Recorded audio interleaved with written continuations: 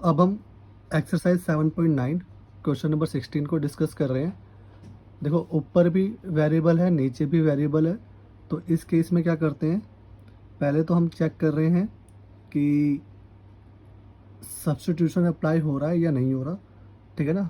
हम देखते हैं कि टी ऐड करने पर क्या ये ऊपर वाली चीज़ें मैच हो रही है कि नहीं हो रही। तो ऐसा तो कुछ हो नहीं रहा। तो उसके बाद हम क्या चेक करते हैं, हम ये चेक कर रहे हैं कि ऊपर भी जो है वेरिएबल की डिग्री गिवन है, नीचे भी कुछ वेरिएबल्स की डिग्री गिवन है। ठीक है। तो ऊपर जो सबसे बड़ी डिग्री है स्क्वायर में है, और नीचे भी जो सबसे बड़ी डिग्री है वो स्क्वायर में है। तो मैं कह सकता हूँ कि जो न्यूमरेटर जो है ना, वो डिनोमिनेटर के इक्वल है डिग्री के कंपैरिजन में। तो ये क्या है, ये एक इम्प्रॉपर फंक्शन है।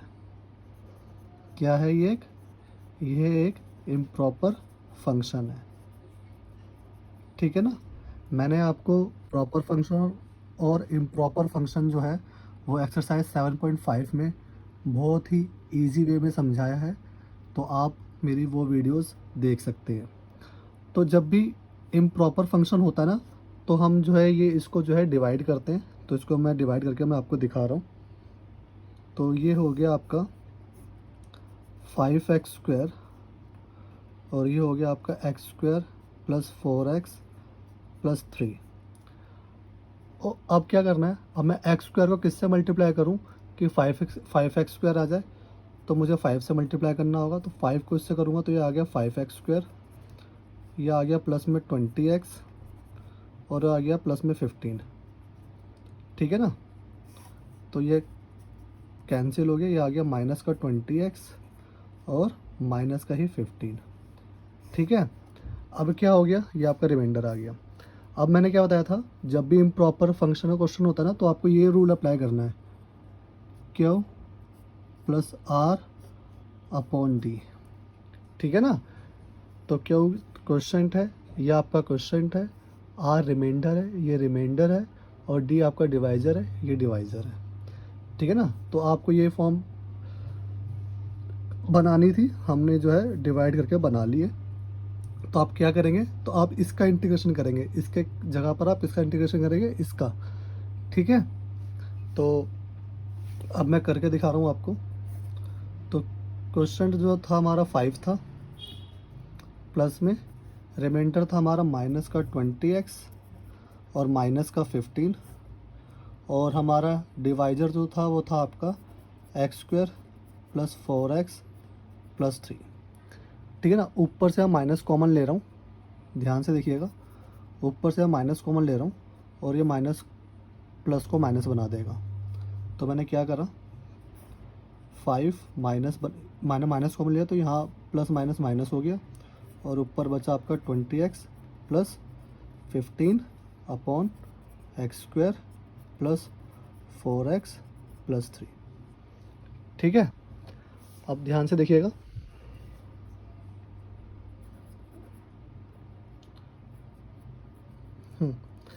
तो अब मुझे इस पार्ट को अलग से जो है मैं सॉल्व कर सकता हूँ। ठीक है ना। इस पार्ट को मैं अलग से सॉल्व कर सकता हूँ। तो देखिएगा इसको कैसे सॉल्व करते हैं। अब ये जो है ना, अब जो ये अगर मैं इसकी बात करूँ, सिर्फ इसका तो इंटीग्रेशन आसान है ना। अब मैं इसकी बात करूँ तो अब है ना, यहाँ पर देखना, जो न्यूमरेटर की जो पावर है ना वो 1 है, और जो डिनोमिनेटर की जो पावर है वो 2 में है। ठीक है। तो मैं कह सकता हूँ यहाँ पर डिनोमिनेटर की पावर जो है वो बड़ी है। तो मैं कह सकता हूँ अब ये प्रॉपर फंक्शन बन गया, सिर्फ इतना पार्ट। ठीक है ना। अब इतना पार्ट जो है वो एक प्रॉपर फंक्शन बन गया। तो मैंने इसके आगे लिख दिया प्रॉपर फंक्शन। ठीक है ना। अच्छा, इस पूरे क्वेश्चन को मैं आई लेट कर लेता हूँ, आई के इक्वल। ठीक है ना। और इसको मैं I1 लेट कर लेता हूँ, इसको मैं I2 लेट कर लेता हूँ। ठीक है ना।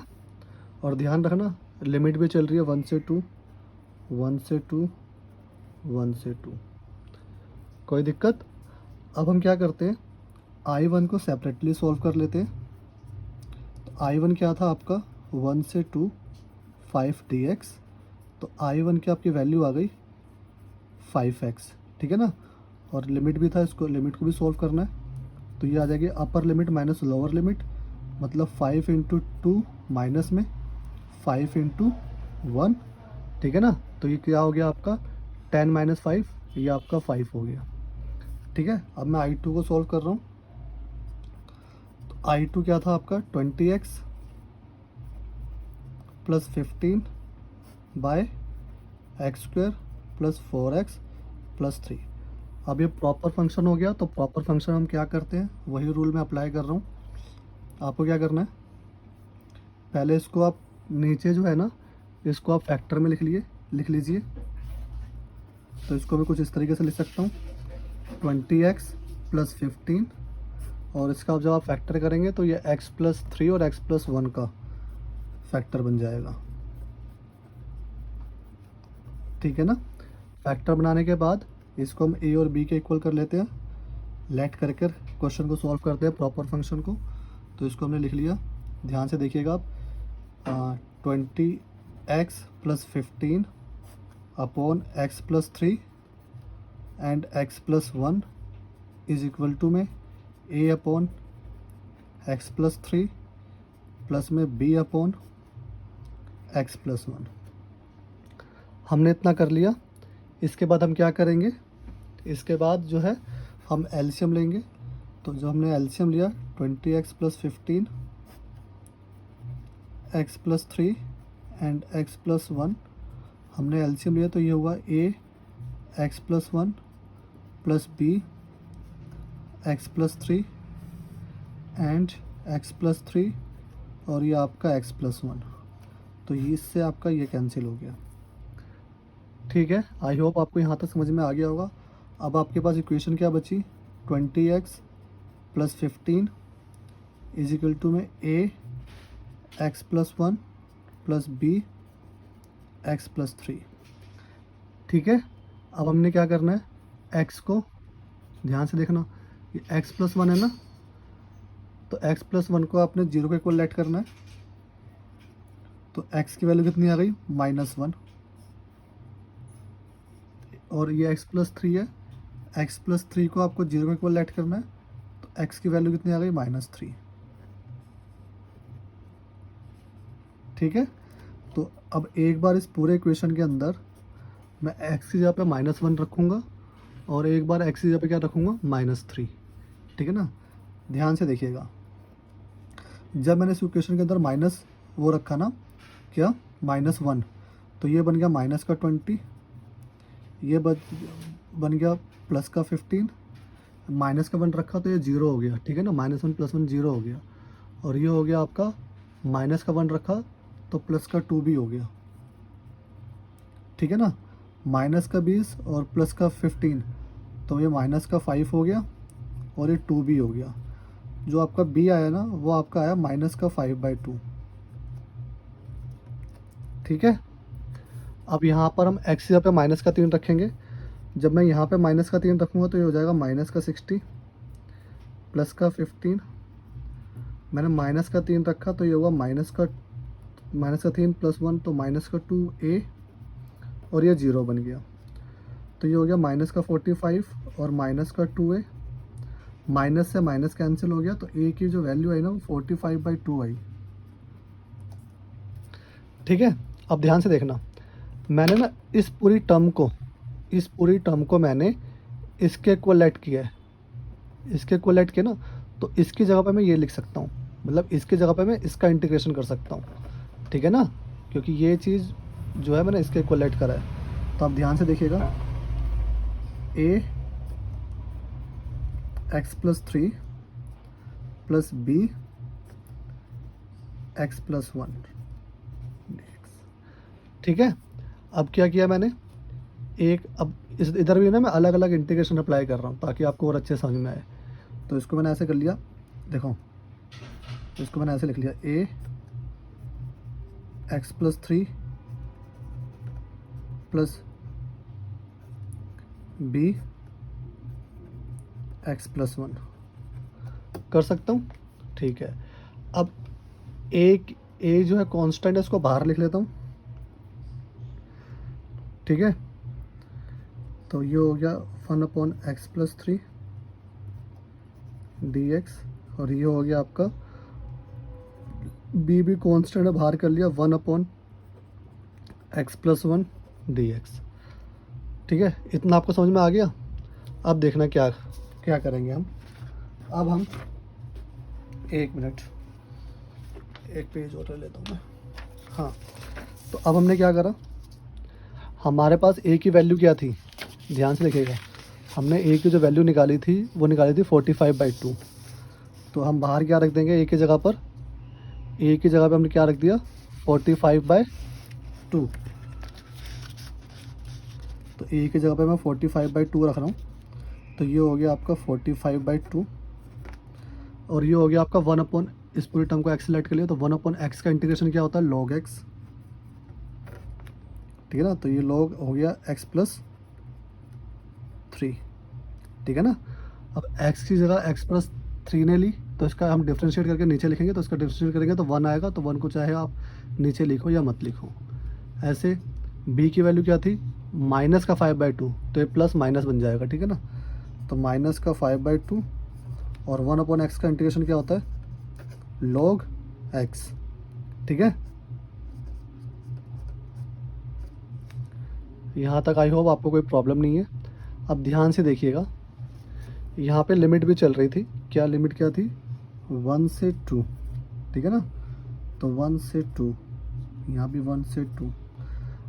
ठीक है, अब क्या हुआ, इस पूरे, अब क्या हुआ, मैंने इंटीग्रेशन कर दिया ना, तो इस पूरे की जो लिमिट जो चल रही थी ना, वो क्या चल रही थी, 1 से 2।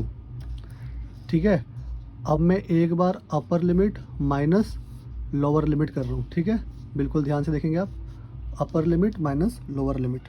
तो ये आपका हो गया 45/2 log, अपर लिमिट 2 था तो x की जगह 2 रखा तो 2 और 3 5 हो गया। ठीक है ना, अपर लिमिट रखना है पहले सब में, तो यहाँ पे भी रखना है माइनस का 5/2 log 2 + 1 कितना हो गया, 3 हो गया। फिर माइनस में लोअर लिमिट, अब यहाँ पर इस पूरे स्टेटमेंट में 1 x की जगह पे क्या रखना है, 1। ठीक है, तो ये हो जाएगा आपका 45/2 log, यहाँ 1 रखा तो ये 4 हो गया, माइनस में 5/2 log, यहाँ 1 रखा तो ये 2 हो गया। ठीक है, अब मैंने क्या करा, मैंने जो है इस ब्रैकेट को ओपन कर दिया तो साइन चेंज हो जाएंगे। तो ये हो गया 45/2 log 5, माइनस में 5/2 log 3, माइनस में 45/2 log 4, एंड माइनस प्लस में 5/2 log 2।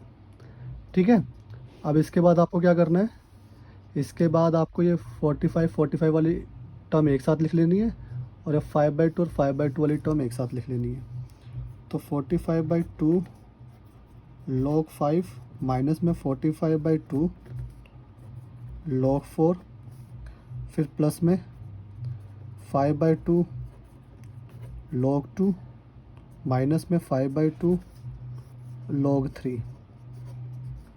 ठीक है ना, अब इन दोनों में और इन दोनों में आप कंपैरिजन करेंगे तो आपको दिख रहा होगा कि 45/2 कॉमन आ रहा है। तो 45/2 कॉमन ले लिया, ये आपका हो गया log 5 माइनस में log 4, यहाँ से मैंने 5/2 कॉमन लिया, तो ये हो गया आपका log 2 माइनस में log 3। ठीक है, अब log a minus log b क्या होता है, 45/2 log a minus log b, तो ये हो गया log a/b मीन्स 5/4। सिमिलरली यहाँ पर भी होगा 5/2 log a minus log b, तो क्या होगा log a/b। ठीक है, आई होप आपको यहाँ तक समझ में आ गया होगा। तो ये जो है ना मेरा I2 कैलकुलेट हुआ। ठीक है ना, क्या कैलकुलेट हुआ, I2। अब मुझे देखो, मैंने I1 भी पहले कैलकुलेट कर लिया था, I2 भी कैलकुलेट हो गया। ठीक है ना, अब I की वैल्यू क्या थी, I की वैल्यू क्या थी, I की वैल्यू थी I1 माइनस I2। ठीक है ना, तो I की वैल्यू क्या थी, ये हमारा I2 था,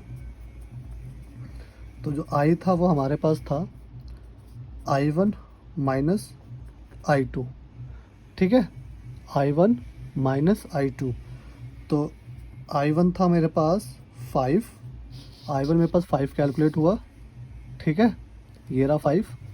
और I2 जो माइनस का I2 जो कैलकुलेट हुआ वो ये हुआ 45/2 log 5/4 प्लस में 5/2 log 2/3, ठीक है। अब आप क्या कर सकते हैं, आप ज़्यादा से ज़्यादा यहाँ से जो है 5/2 जो है कॉमन ले सकते हैं। तो आप इसको कुछ, ये आपका आंसर हो गया वैसे, ठीक है ना, या फिर आप और करके भी लिख सकते हैं। और तो आई होप आपको ये समझ में आ गया होगा क्वेश्चन, ठीक है। मिलते हैं नेक्स्ट वीडियोस में। ये हमारा फुल फ्लैश क्वेश्चन था।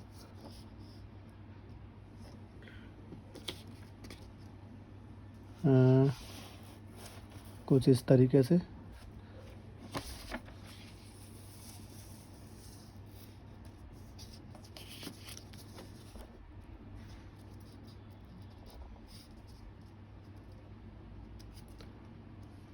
चाहे तो आप यहाँ पे भी छोड़ सकते हैं और यहाँ पर भी छोड़ सकते हैं, ये दोनों ही आपके आंसर्स हैं, ठीक है।